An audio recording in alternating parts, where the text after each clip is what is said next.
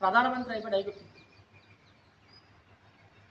నీ కష్టాలు జీవితకాలం ఉంటాయి, ఈ రోగాలు జీవితకాలం ఉంటాయి, ఈ అప్పులు జీవితకాలం ఉంటాయి, ఈ కష్టాలు తీరవు, ఈ బాధలు తీరవు, ఈ అప్పులు తీరవు అని నీతో అపవాది సైతాను 24/7 నీకు వాళ్ళు లేని పని అబద్ధాలు చెప్తా ఉంటాడు. నీ జీవితం మారదు, నీ బతుకు మారదు. వాడు ప్రతిరోజు కూడా నేను ఎలాగైనా డిస్కస్ చేయాలని వాడు వస్తూ ఉంటాడు.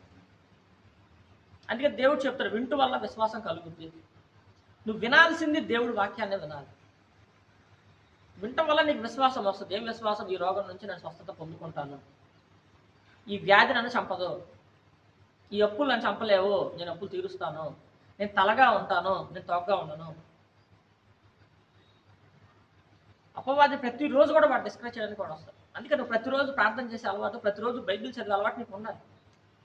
ప్రతిరోజు ప్రార్థన చేసే అలవాటు, ప్రతిరోజు బైబిల్ చదివే అలవాటు నీకు ఉండాలి.